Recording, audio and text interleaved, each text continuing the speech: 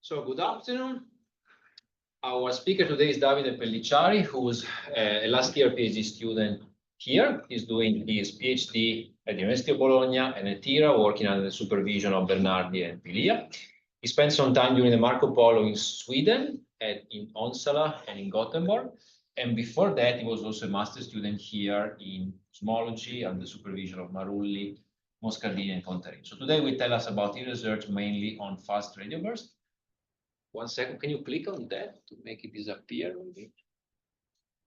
And okay, then we can start. Yes.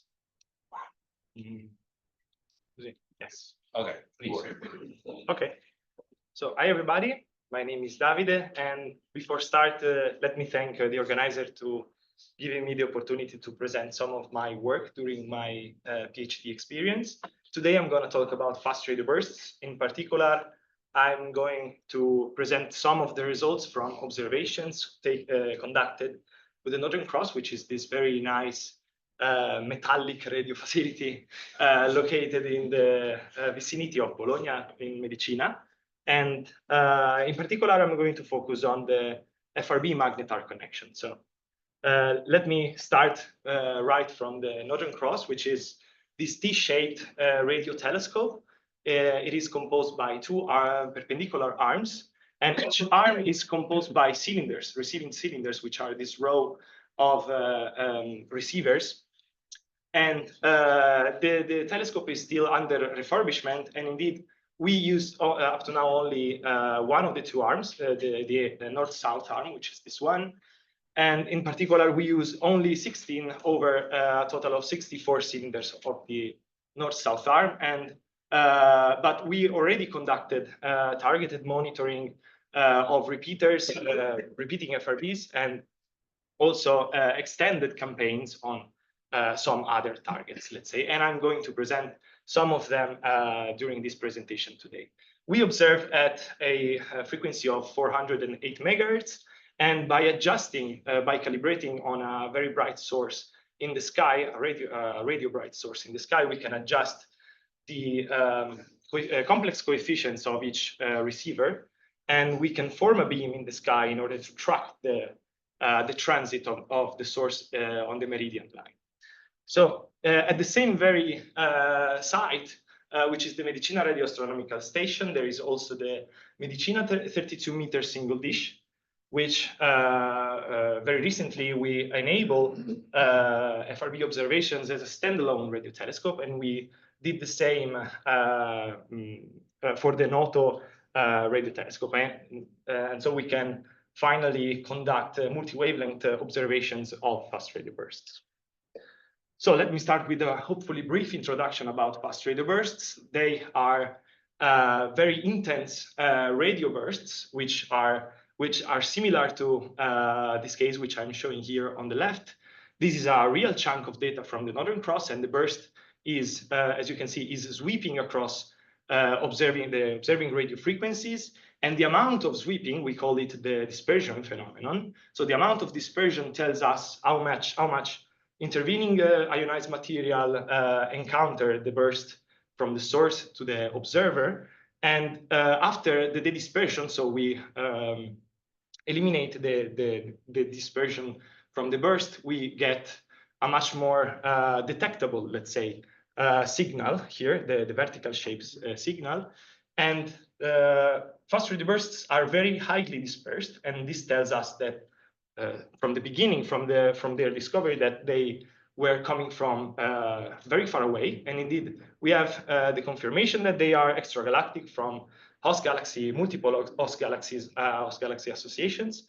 And the furthest is at redshift approximately 1.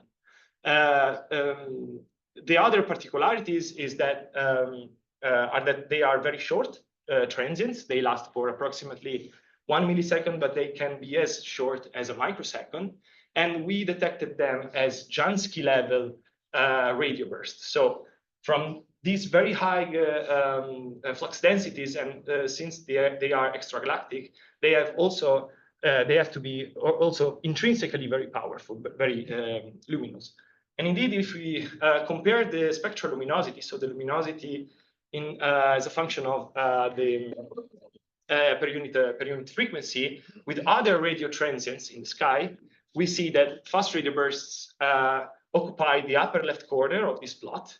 So very short transients with the same duration of single pulses from pulsars, but with an emitted energy, an emitted luminosity in this case, comparable to AGN. So and the short duration of pulsars imply that probably the originating object, the object which is originating fast radio bursts, have to be very compact in size. But still, there are 10 orders of magnitude here between FRBs and pulsars, and this tells us that if the compact object is the same, in this case for pulsar are a neutron star, if the compact object is the same, then the emission mechanism has to be way more powerful with respect to the one from pulsars. And here are some information about the known FRB population. So from a total of 800 different sources of FRBs known, the majority are sources that have been seen to emit only once during hours and hours or days and days of observations. And a minority of them, actually 56 up to now, are repeaters. So are sources that emitted repeatedly during observational campaigns, but we do not see any periodicity like pulsars up to now. And 5 of 56 show hyperactivity, and I'm going to talk about one of them during this presentation later on. So for one-off sources, the discovery of repeaters, of course, rules out the possibility that these kind of sources are emitted by cataclysmic models, in which the object which is originating the FRB is disrupted after the FRB emission. And for repeaters, and maybe also for one-off, the leading candidate model is a magnetar, the most invoked model, at least. The question can be, a very interesting question can be, are one-off of the same kind of repeaters, so these two classes are really physically different or not? And why magnetars? So why magnetars are the most invoked models for repeaters? A magnetar is a young, very highly magnetized neutron star, which is powered by the decay of a very strong magnetic field. They are the most extreme magnets that we can find in the universe, with magnetic field of approximately 10 to the 15 or 16 Gauss. And from an observational point of view, we observe magnetars as soft gamma repeaters in our galaxy, which are compact X-ray and gamma ray sources with a high level of variability and which can emit bursts of radiation that can last from milliseconds and with an activity that can last for months. Typically, a magnetar is born via the core collapse supernova channel, and we know about 30 magnetars, active magnetars in our own galaxy. So the main indication that magnetars are originating FRBs comes from their short duration, as I already said. This means that FRBs, so that the progenitor of FRBs have to be compact in size. And also the magnetic energy reservoir of a magnetar can supply the FRB production. And a very interesting thing is that for some active repeaters, there has been we measured an high value for the rotation measure, sorry for the repetition, which can be as high as 10 to the 5 radians per meter square. And this tells us the intensity. So the rotation measure can be used as a proxy for the intensity of the magnetic field along the line of sight. And this tells us that around FRBs, there has to be some really complex and magnetized environment. But most of all, a galactic magnetar, already knew, emitted a fast radio burst during April 2020. This is the radio burst on the left, detected at 1.4 gigahertz and at between 4 and 8 megahertz. One from STARE 2 at 1.4 gigahertz and by CHIME at lower frequencies. And simultaneously, there were these astonishing detection at X and gamma ray wavelengths by some instrument like Integral, Agile, XHMT, and Conus Wind. And so since SGR 1935 is a galactic magnetar, is a core collapse supernova magnetar, we know that core collapse supernova magnetars can emit FRBs. But the question is whether the whole population of FRBs can be explained in terms of core collapse supernova magnetars. And the answer to this question is not so simple because, the galactic event was very bright. We detected it with mega-Jansky millisecond fluence, but other less energetic bursts were detected later on. And as you can see this in this plot, which shows the repetition rate as a function of the radio energy, the implied repetition, the radio energy of the galactic event was 1 order of magnitude, approximately less than the least energetic events from extragalactic distances. And also, if we look at the repetition rate, there is a huge difference of approximately 4 to 5 orders of magnitudes between the implied from the galactic event and the active population of FRBs. And Margaret and collaborators proposed an additional magnetar population other than the core collapse supernova present in our galaxy. This additional population is needed to recover the high repetition rate observed from FRBs, and this population has to have stronger magnetic fields. It has to be more active, but born at lower birth rate in order to explain their absence in our galaxy. So in this picture, we conducted a long monitoring on 7 nearby galaxies, 7 star-forming nearby galaxies with the Northern Cross radio telescope, in order to investigate the occurrence of FRBs like the galactic one in our vicinity, let's say. We chose them to be closed because we want enough sensitivity to detect a signal like the galactic one. And also we want them to be star-forming because, magnetars are young objects, and so we expect more of them, the more the star-forming is the galaxy. And we collected approximately 700 hours on these galaxies, and we got no detection, unfortunately. But we used these non-detections in order to place an important upper limit on the magnetar burst rate, so the event rate per individual magnetar. And we did this by modeling the expected burst rate from a single galaxy from our sample. And you can write the expected rate for a single galaxy in this way. So we modeled the energy distribution of a single magnetar as a power law, as a single power law, in which it enters the energy of the galactic event, the slope of the energy distribution gamma, and also we modeled it as a function of lambda mag, which is the event rate per magnetar we want to constrain. And you can write the normalization of this power law in terms of lambda mag. I will not enter in any details after this. And also we scaled the expected rate for a single galaxy for the number of active magnetars known in our galaxy, which is 30 approximately, and the star formation rate of the given galaxy.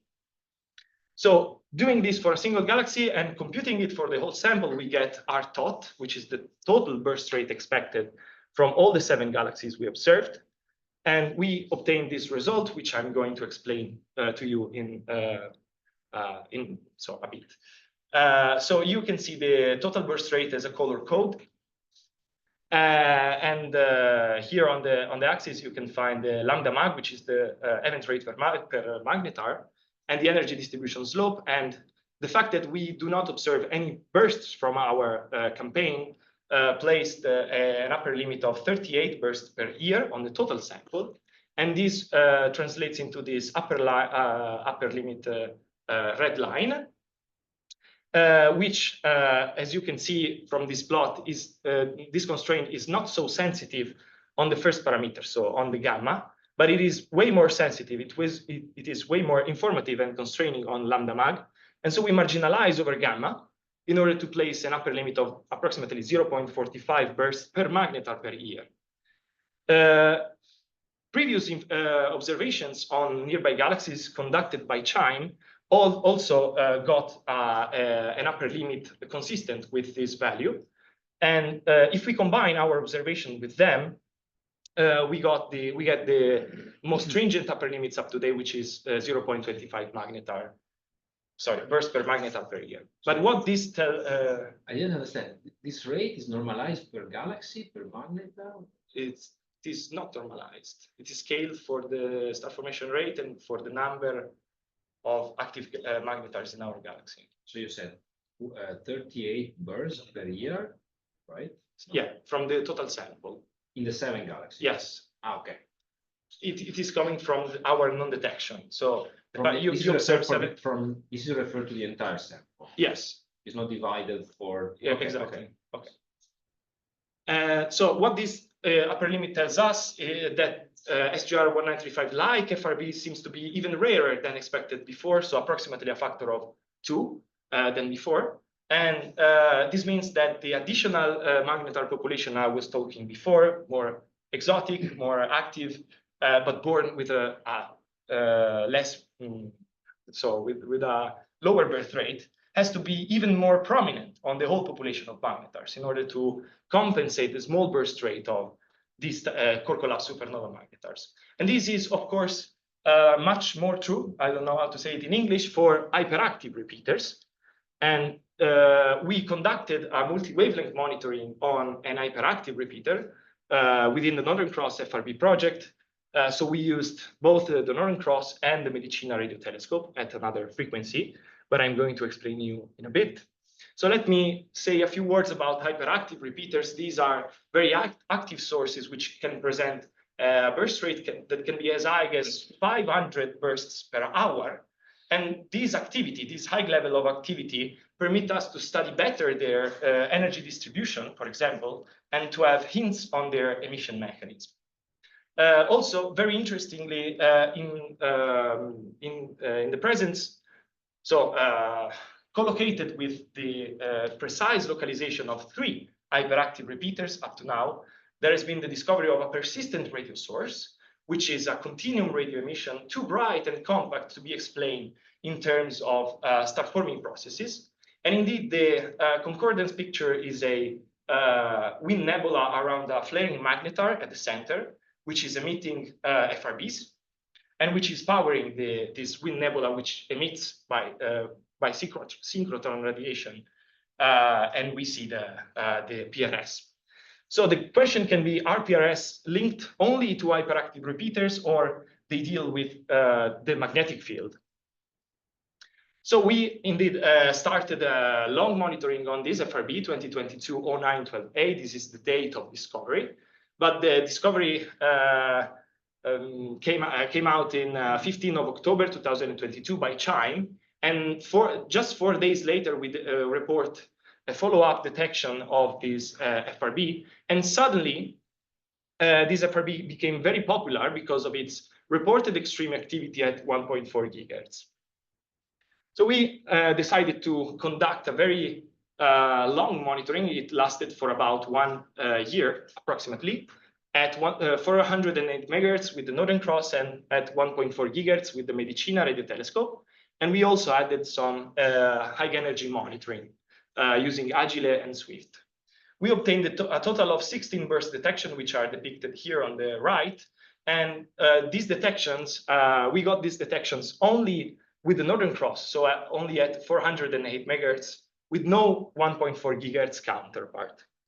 And this latter fact permitted us to place an upper limit on the broadband spectral index of this source between 408 megahertz and 1.4 gigahertz of beta that has to be less of minus 2.3. And this tells us that either the spectrum is very steep, or much more likely, it has an intrinsic narrow-banded emission, as already reported for other repeaters, but in particular for this source. Also, our upper limit, minus 2.3 for the spectral index, is kind of inconsistent with the very flat spectra reported for radio loud magnetars. However, we only know radio pulsations from magnetars, which can have a diverse emission mechanism with respect to the emission of fast radio bursts. We used our 16 radio bursts at 408 megahertz and the non-detection from Medicina to study the bursting behavior of this source. I present here the cumulative rate distribution as a function of the spectral energy. And as you can see, this function, let's say this distribution, has a plateau and then has a drop with an alpha slope of approximately -2. We measure a -1.3 from our detections, and then have present a flattening. So the main thing about this result is that from a burst storm happened in September 2022, up to 1 year later from our non-detection of Medicina, the burst rate at 1.4 gigahertz of this source present a huge drop of approximately 3 orders of magnitudes, while the source was still very active as our observations at 408 megahertz tells us. Also, the flattening can be explained in terms of a different emission mechanism between high energetic bursts and lower energetic bursts, or can represent a possible link between repeaters and one-off. This is very interesting, but I have to jump because of the time. We also compare our the cumulative distribution of the source of our source with another hyperactive repeaters, 2020 1124A, and we see similarity both in the spectral energy range and also in the burst rate range. And this tells us that probably these two sources and maybe hyperactive repeaters together share the very same emission mechanism. Okay, this was about the flattening. Very fast on this. One-off FRBs show a very flat energy distribution with an index of approximately -1. And the fact that these repeaters, these very hyperactive repeaters, show a -1 slope at the very high energy tail could be a link between repeaters and one-offs, in the sense that one-off could be drawn from this distribution. And if you look at the y-axis, indeed, these are bursts that happen like once per hundreds or even thousands of hours of observation. So you can mismatch a hyperactive repeater on this high energy tail as a unknown one-off source. Also, finally, this hyperactive repeater has been precisely localized in VLBI observations with EVN observations. And at the light blue cross is the precise millisecond localization of this burst. The yellow color is its host galaxy, and we see here the radio continuum source, and we ask ourselves if there is a PRS, a persistent radio source, compact persistent radio source collocated with this FRB. And so we conducted arc-second spatial resolution observations with the UGMRT, and we found a compact radio source at arc-second level, consistent with the centroid of the radio source with low spatial resolution I was showing before. And this tells us that, okay, in VLBI there is no continuum radio source, so it cannot be a persistent radio source as they already known. It cannot be an AGN because this radio source is slightly offset from approximately 1 kiloparsec from the center of the host galaxy. And so it is probably a star-forming region in which the FRB is embedded. Just a few words about the high-energy monitoring on this hyperactive repeater. We conducted some observations with the Agile and the Swift telescope, X-ray and gamma-ray telescopes, covering 3. For example, the Agile covered 3 of the 16 total bursts from the Northern Cross.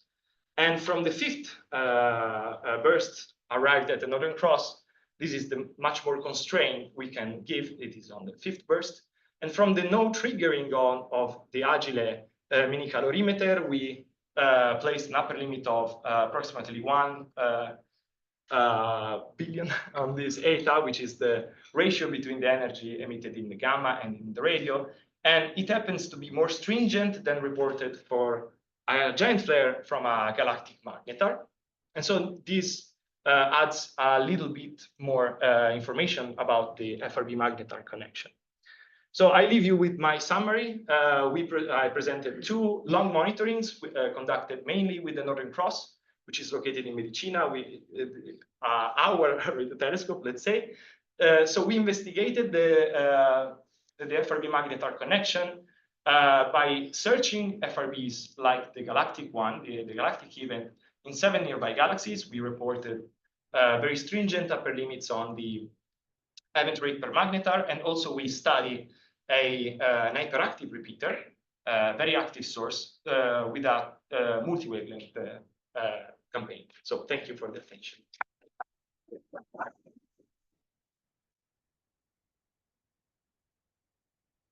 Questions for the speaker? Yes. As a profane, I would like to have an idea of where it is placed, the Northern Cross, the international contest for this kind of observation. I understand that you are approaching the telescope to be competitive in this field, and I would like to have an idea of how much competitive. Yeah, at the final stage, when both the north-south and the east-west arm will be completed, the Northern Cross will have a very large field of view, so one can conduct competitive blind surveys of FRBs like CHIME is already doing, for example. The field of view is a factor of 2, I don't remember very well, but kind of a factor of 2 larger, maybe less than a factor of 2, but approximately larger than the field of view of CHIME as it is nowadays. And also the completion of the complete system will have a much lower sensitivity on which you can perform very informative, let's say. So you can, for example, here, you can study this type of distribution going, of course, much more to the left, let's say, on spectral energy, lower spectral energy, let's say, and you will have a much more complete study of this type of features. And so these are the main. Also, if up to now we only form 1 beam in the sky, but when the system will be completed, I don't know when actually, but we can place much more beams into the field of view, and so one can also have an information about the localization of these bursts. And am I wrong that it should also be less prone to smearing of the signal compared to CHIME, so it can be even more competitive with respect to that? Is it true? Or I remember in the original paper by Locatelli that.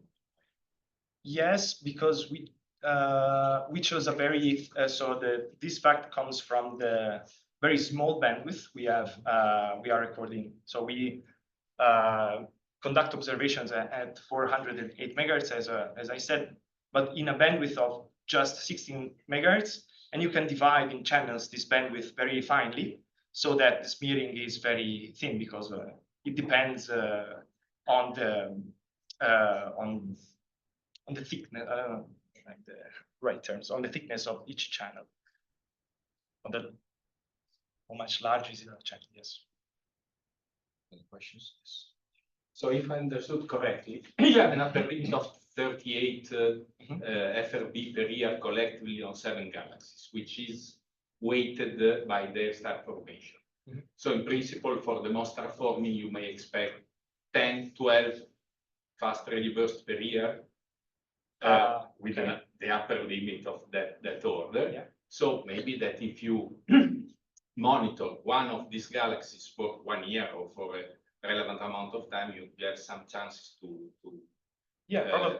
to make a detection. And the second question is, would it be possible to use all the 64 cylinders of the north-south arm? To conduct a project like Yes, this. Yeah. because you said Yeah, you it use is, only 16. I mean, you Yeah, get by a factor it 4. is actually a future prospect, let's say, of my I work. mean, So- it's a technical reason that you have not used. or- the system is still under refurbishment. There are no mounted receivers at Northern Cross. So Sala. it's a technical reason. Yeah, yeah. So in the next future, it will be possible to extend this kind of project. So I have a couple of curiosities related to the modelization that you used as to obtain here. So first, I'm a little surprised by the fact. No, go back to the. Sorry. Okay, I'm a little surprised by the fact that you are not finding dependence on the slope, because this we are changing very radically the value of the slope, and the results are not depending on that.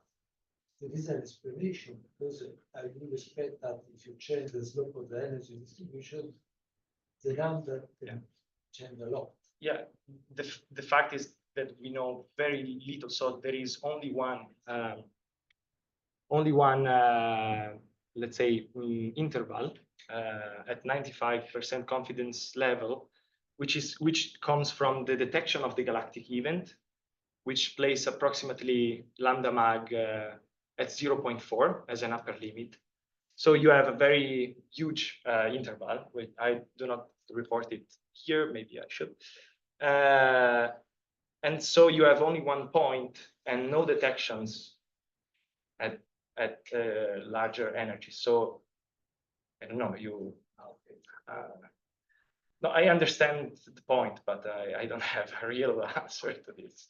And the second point is related to the fact that we are normalizing everything to the number of magnetars inside our galaxy, which is assumed to be, let me say, standard value also for the other. No, we want to restrict this kind of study to magnetars similar to the one we observed in our galaxy. And so we scale the number of magnetars present in our galaxy for the star formation rate of our galaxy, considering the star formation rate of the galaxy we are observing. So you have a population of magnetars here with star formation rate 1 in our Milky Way. You transform it, let's say you... But we have no data about the number of magnetars outside our galaxies. No, indeed. The only number of magnetars is from the population of our galaxy. Yes, all the magnetars, I think, maybe one in M82 discovered recently, are from our own galaxy. But is it established that the FRBs are not jetted sources? So the angle on the line of sight is not entering any of these statistics. So they are isotropic. Yeah, we assume the isotropic emission, but it is not established that that are not the jetted sources. Yeah. Was there another question? Yeah, it was very related to this, and was just curious about all the possible mechanisms for detecting magnetars. The mechanism. Yeah, how are the other magnetars detected? If it is only FRBs events, or there are other observations from where that number of magnetars come from, and if there are. So, what is the knowledge about the unknown sources that can be in the display? Yeah, so magnetars are discovered from X-ray and gamma ray observations. I'm not very, I don't have much knowledge about this, but so you discover them in X-ray and gamma, and some of them show radio pulsations, but just one of them showed a fast radio burst-like signal. So it is not known how many magnetars produce an FRB-like signal, which is this level of activity. So which is the occurrence indeed of this type of bursts in magnetars. And the thing is that, yeah, we find magnetars with very low heights on the galactic plane. So this is why we think they are they born as via core collapse supernova. But this, so for example, there were this very interesting detection of a fast radio burst in a globular cluster, pinpointed to a extragalactic globular cluster. So this can be explained not via core collapse supernova mechanism, but maybe via accretion-induced collapse or merger-induced collapse within the globular cluster. So maybe the magnetar, which is formed via this exotic, let's say, mechanism, can explain maybe the very high activity of which we observe in extragalactic FRBs, and can be very different in activity with respect to the galactic population. But all of this is unknown, so we have only hints from very few observations. Thank you. Okay, unless there are more questions from the remote audience, no? Okay, we can thank the speaker again.